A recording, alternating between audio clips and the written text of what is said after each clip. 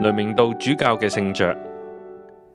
1906年1月18日，雷明道主教率領5位傳教士啟航離開熱那亞，喺2月13日抵達澳門，獲當地主教同埋耶穌會神父接待。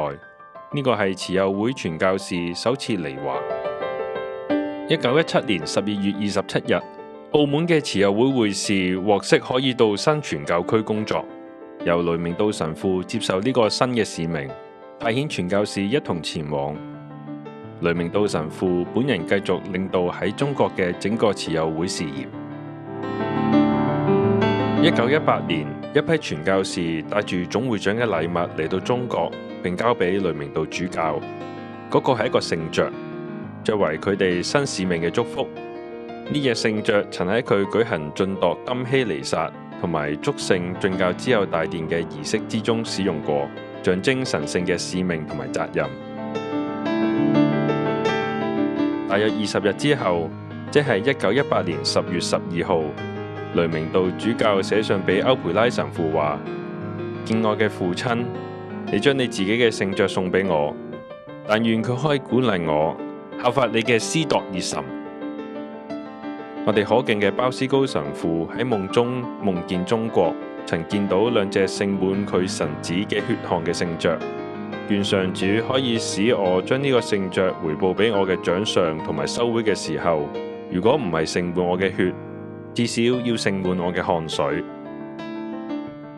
呢種犧牲嘅預兆，最終喺1930年2月25號變成咗現實。雷明道主教同高惠黎神父計劃探訪連州，船上邊樹立咗一支寫住天主堂嘅旗幟，以保安全。因為一般嘅海盜都視傳教士為人民嘅朋友，冇多少嘅錢財。然而，當佢哋到達水邊河同埋小北江嘅交匯處嘅時候，被海盜挾持上岸，帶到叢林。雷明道主教同高惠黎神父為保護同行嘅婦女，喺叢林被槍殺殉道。雷明道主教嘅工作同埋奉獻，最終以殉道嘅方式實現。